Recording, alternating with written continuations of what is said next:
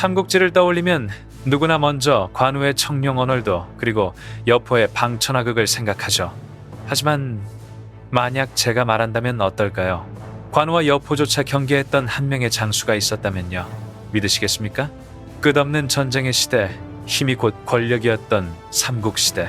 그 시대의 무장들은 단순한 전사가 아니라 한 나라의 운명을 바꾸는 존재였습니다. 오늘은 그런 수많은 장수들 중에서도 무적이라 불렸던 6명의 최강 무장들을 함께 살펴보려 합니다. 정사와 야사, 모두가 고개를 끄덕인 진정한 괴력의 사나이들. 그들은 누구일까요? 왜 그들이 무적이라 불렸을까? 그리고 수세기 동안 논란이 끊이지 않았던 그 순위의 진실은 무엇일까요? 이 영상에서는 삼국지와 삼국지연의 기록을 바탕으로 그들의 실력, 전투, 그리고 인간적인 면모까지 자세히 분석해 보겠습니다. 역사를 좋아하는 분들, 삼국지의 숨겨진 이야기를 알고 싶은 분들이라면 지금 구독과 좋아요, 알림 설정 잊지 마세요.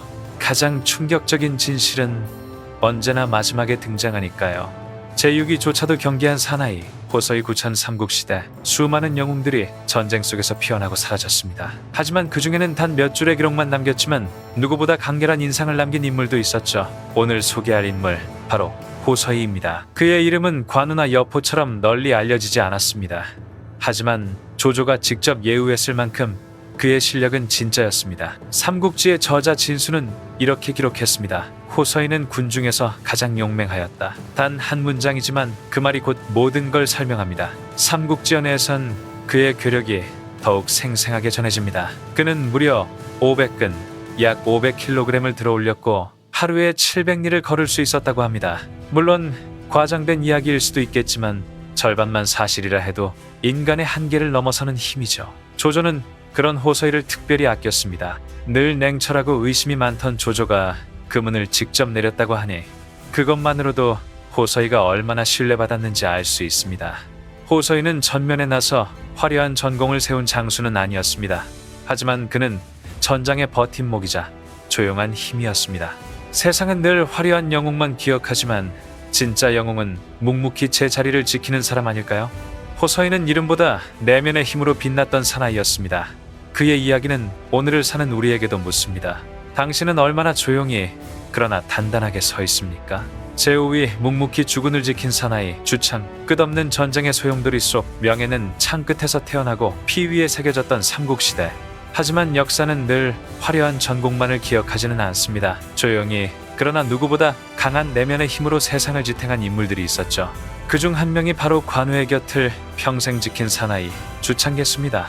주창은 삼국지연에 등장하는 인물이지만 그의 존재감은 결코 허구처럼 느껴지지 않습니다. 산속에서 홀로 살아가던 흑면에 거한 두꺼운 팔과 검은 얼굴, 그리고 불타는 눈빛을 가진 남자. 그의 모습 하나만으로도 이미 힘이라는 단어가 떠오릅니다. 원래 그는 황건적의 잔당 장군내 휘하에서 싸우다 후에 관우를 만나 목숨을 걸고 따르게 됩니다. 흥미로운 건 까다롭기로 유명한 관우가 수많은 장수는 거절하면서도 주창만은 한눈에 받아들였다는 점입니다. 그만큼 그의 힘과 충성심, 그리고 순수한 기계가 남달랐다는 뜻이죠. 삼국지연의 제28회에는 이런 구절이 있습니다. 그는 맨손으로 천근의 바위를 들어올릴 수 있었다. 그 힘은 단순한 괴력이 아니라 신념의 상징이었습니다. 세상이 변해도 그는 자신이 섬긴 사람에 대한 믿음을 결코 버리지 않았습니다. 주창은 결코 전면에 나서는 영웅이 아니었습니다. 하지만 관우의 곁에서 누구보다 강하게 끝까지 버텼습니다.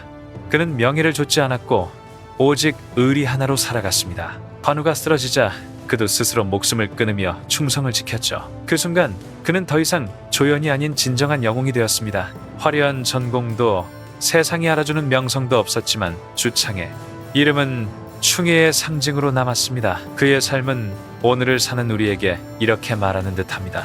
진정한 힘은 소리 없이 자리를 지키는 데 있다. 그리고 어쩌면 우리 주변에도 그런 사람이 있지 않을까요? 크게 드러나지 않지만 늘 곁에서 묵묵히 버텨주는 사람. 세상은 그런 이들 덕분에 오늘도 무너지지 않고 서 있는지도 모릅니다. 제사의 맹장, 전이 된 조조가 가장 신뢰한 침묵의 방패. 삼국시대의 수많은 장수들 중에서 관우가 의리의 상징으로, 여포가 무력의 화신으로 기억된다면 전이는 그 어디에도 속하지 않는 특별한 존재입니다. 그는 조용했지만 누구보다 강했고 겉으로는 무뚝뚝했지만 내면에는 뜨거운 충성과 강인한 신념이 불타고 있던 인물이었습니다. 전이는 조조의 목숨을 구한 장수로 잘 알려져 있습니다. 장수저의 군세가 조조를 포위했을 때 모든 병사들이 패닉에 빠지고 퇴로가 막힌 그 순간 전이는 주저없이 앞으로 나섰습니다. 그는 세 겹의 갑옷을 걸치고 방패도 없이 오직 두 자루의 철극만 들고 적진 한가운데를 향해 돌진했습니다. 그가 뚫은 길이 곧 조조의 생명줄이 되었고 그날 이후 전유는 조조의 그림자 방패로 불리게 되었습니다. 그러나 전유가 진정 위대한 이유는 단지 무력 때문이 아닙니다. 그는 싸움을 의무가 아니라 신념으로 여겼습니다. 주군을 지킨다는 그 단 하나의 이유로 목숨을 걸었고 자신이 믿는 바를 위해 죽는 것을 두려워하지 않았습니다. 그의 충성은 계산이 없었고 그의 용기는 꾸밈이 없었습니다. 바로 그 순수함이 전이를 삼국 최고의 무장 중 하나로 만들었습니다. 삼국지연에는 전이가 80그냐 48길이 넘는 철극 두 자루를 자유자재로 다루며 싸웠다는 묘사가 나옵니다. 보통 사람이라면 들어올리기도 벅찬 무게를 그는 말 위에서 마치 장난감처럼 휘둘렀다고 하죠. 하지만 전이는 자신의 힘을 자랑하지 않았습니다. 오히려 그는 조용했고 겸손했으며 언제나 조조의 곁에서 묵묵히 싸웠습니다. 심지어 친구가 억울하게 죽임을 당했을 때 그는 법이나 명령보다 정의를 따랐습니다. 홀로 범인을 찾아내어 그 자리에서 응징하고 아무 말 없이 떠났다고 합니다. 세상은 그의 행동을 두려워했지만 조조는 오히려 그를 더욱 신뢰하게 되었습니다. 의리와 결단, 그것이 바로 전유의 또 다른 무기였던 것입니다. 시간이 흘러 전유는 조조군의 상징이 되었습니다. 그는 항상 선봉에 섰고 모든 전투에서 가장 마지막까지 남아 싸웠습니다.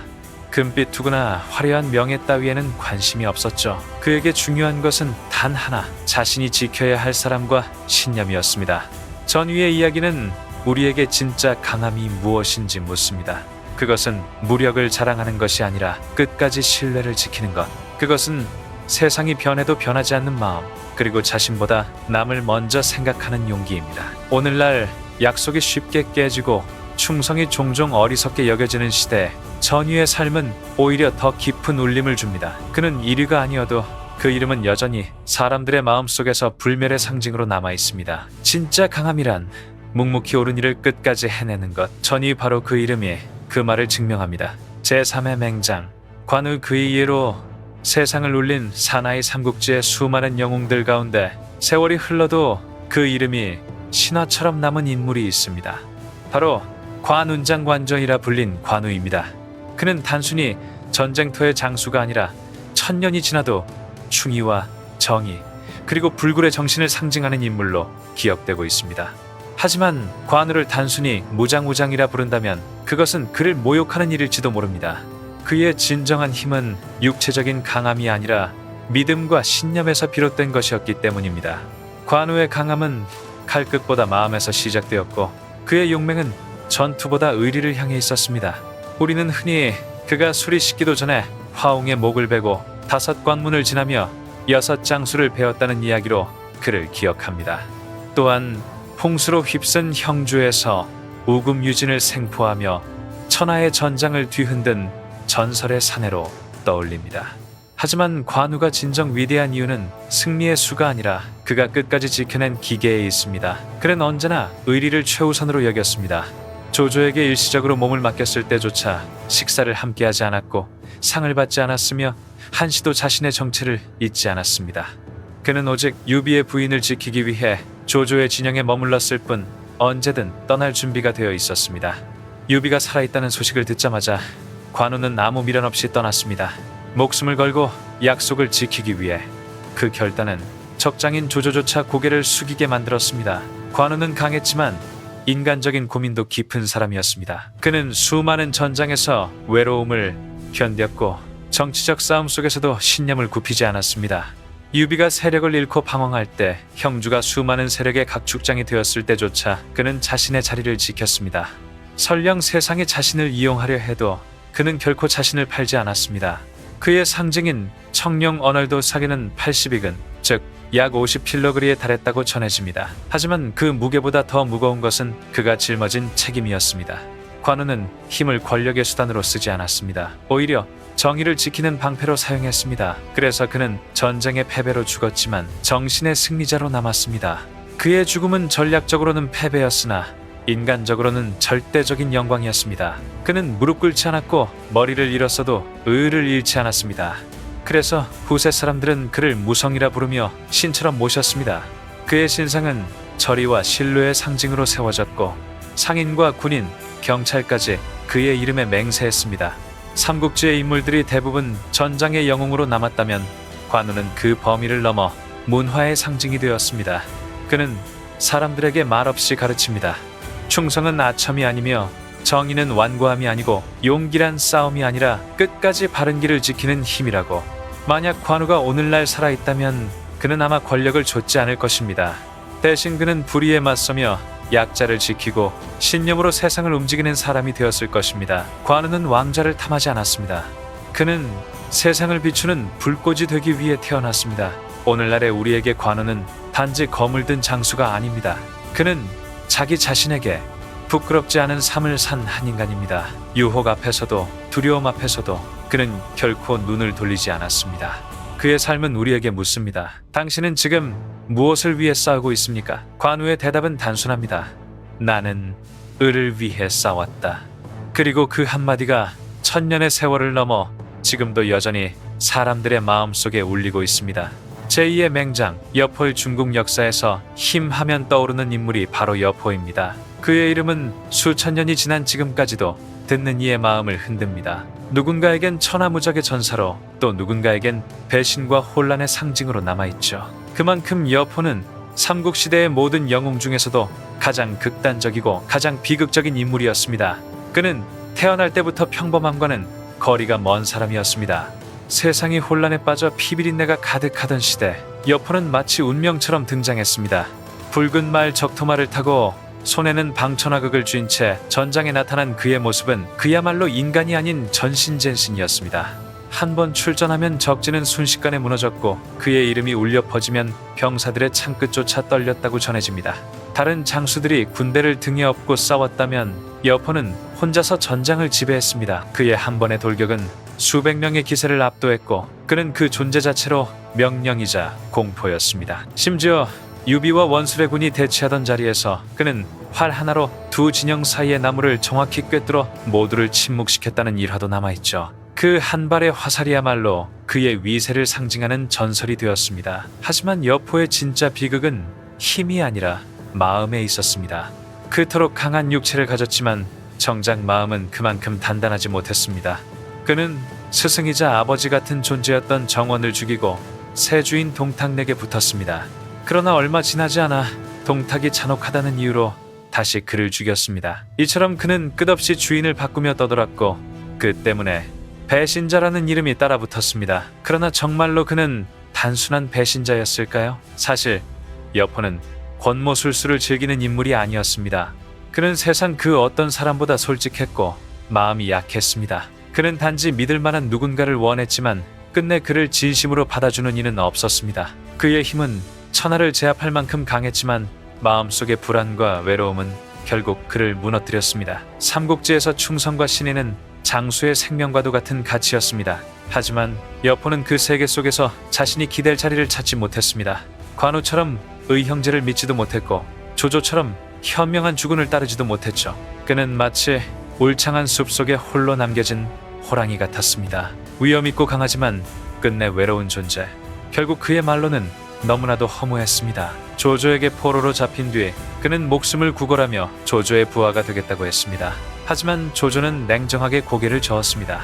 전 주인을 배신한 자가 다음엔 나를 배신하지 않겠는가. 그 말 한마디로 천하무적이라 불리던 여포의 생은 막을 내렸습니다. 그를 죽인 것은 칼날이 아니라 자기 안의 불안과 외로움이었습니다. 그럼에도 불구하고 사람들은 여포를 미워하지 않습니다. 오히려 그의 이름을 들으면 왠지 모를 존경과 슬픔이 함께 떠오릅니다. 왜냐하면 우리 모두의 안에도 조금씩 여포가 있기 때문입니다.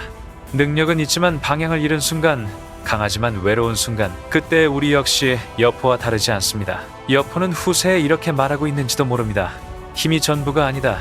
마음이 흔들리면 그 어떤 칼날도 세상을 지킬 수 없다. 그래서 그는 여전히 역사 속에서 가장 찬란하고 가장 슬픈 전사로 남아 있습니다. 적토마 위에서 바람을 가르던 그의 모습은 사라졌지만 그가 남긴 교훈은 오늘날에도 여전히 살아 숨쉬고 있습니다. 제1의 맹장 허저씨, 하늘이 만든 산 같은 산의 삼국지의 폭풍 속에서 수많은 영웅이 칼과 피의 세상에 피어났습니다. 그러나 그 중에서도 순수한 힘 그 자체를 상징하는 인물을 꼽으라면 단연 허저일 것입니다. 그는 마치 대지가 사람의 형체를 빌려 걸어다니는 듯한 존재였죠. 칼이 없어도 창이 없어도 그의 한 걸음이면 천하가 흔들렸습니다. 여포가 광기 어린 폭풍이라면 관우는 의리의 불꽃이었습니다. 그렇다면 허저는 대지의 바위 묵묵히 서 있지만 그 어떤 것도 흔들 수 없는 강철 같은 존재였습니다. 그는 화려한 무공이나 시문의 이름을 남기지 않았습니다. 그저 말없이 서 있었을 뿐인데 그 자리 하나로 적들이 숨을 죽였습니다. 허저의 강함은 보여주기 위한 것이 아니라 세상을 지탱하기 위한 힘이었습니다. 젊은 시절 허저의 마을이 도적대에게 습격받았을 때 그는 도망치지 않았습니다. 사람들을 모아 맨손으로 성을 쌓고 무기가 떨어지면 돌을 들었습니다. 그가 던진 바위 하나가 천둥처럼 떨어져 적의 머리를 부쉈다고 전해집니다. 그의 주먹 한 번이면 두꺼운 방패가 갈라지고 그의 함성 하나면 전장이 멈췄습니다. 기록에 따르면 그는 맨손으로 500kg가 넘는 황소 2마리를 뒤로 끌었다고 합니다. 그건 단순한 체력의 상징이 아니라 인간의 의지가 자연을 거스르는 상징이었습니다. 오늘날 사람들이 헬스장에서 근육을 키운다면 허저는 스스로를 단련하며 삶을 수련한 사람, 고대에 살아있는 헬스 신화였습니다. 그러나 허저는 단순한 괴력이 아닙니다. 그는 절대적인 충성과 따뜻한 마음을 가진 사람이었습니다. 조조를 섬긴 뒤에 그는 단순한 포위가 아니라 주군의 그림자이자 살아있는 방패였습니다. 위수 전투에서 마초가 기습했을 때 허저는 갑옷을 벗고 몸으로 조조를 덮었습니다. 그리고 적진으로 뛰어들어 길을 열었죠. 그 한 몸으로 한 나라의 운명을 구한 것입니다. 조조는 누구보다 의심이 많은 인물이었지만 허저만큼은 항상 곁에 두었습니다. 그것은 그가 믿음의 상징이었기 때문입니다. 말이 적고 과시하지 않아도 그가 서 있는 그 자리 자체가 안정과 신뢰의 상징이었습니다. 더 놀라운 건 허저가 권력 앞에서도 결코 흔들리지 않았다는 점입니다. 그는 조조의 아들이 잘못했을 때조차도 단호하게 막았습니다. 그에게 충성은 단순히 사람에게 바치는 것이 아니라 정의와 도리에 바치는 것이었습니다. 그의 충성은 냉철했고 그만큼 순수했습니다. 조조가 세상을 떠난 후에도 허저는 조비를 도우며 끝까지 자신의 자리를 지켰습니다. 권력을 탐하지도 공을 자랑하지도 않았죠. 그는 그저 묵묵히 나라를 지키는 바위처럼 존재했습니다. 사람들은 그를 호후라 불렀습니다. 맹수 같은 힘을 지녔지만 그 마음은 따뜻하고 온화했기 때문입니다. 전장에서는 야수였지만 평소에는 온화한 장군이었습니다. 병사들과 백성들에게는 부드럽고 자비로웠죠. 그는 진정한 힘이란 폭력이 아니라 자비에서 나온다는 것을 보여주었습니다. 허저는 평생 한 길만 걸었습니다. 그는 배신하지 않았고 자신의 신념을 단 한 번도 굽히지 않았습니다. 그래서 그는 삼국의 모든 장수 중에서도 가장 완전한 강자로 불립니다. 허저는 우리에게 이렇게 말하는 듯합니다. 힘이란 남을 누르는 것이 아니라 지켜내는 것이다. 그는 단지 강한 전사가 아니라 자기 힘을 올바르게 쓴 영웅이었습니다. 그래서 지금도 사람들은 그를 진짜 강자로 기억합니다. 끝까지 시청해주셔서 감사합니다. 이 여정이 조금이라도 마음에 와닿았다면 소중한 사람들과 함께 나눠주세요. 그리고 구독과 알림 설정 잊지 마세요. 앞으로도 시간의 흐름 속에 묻힌 이야기들을 새로운 시선과 따뜻한 마음으로 전해드리겠습니다. 역사는 단순히 과거가 아니라 오늘을 비추는 거울이니까요. 다음 이야기에서 다시 만나요. 감사합니다.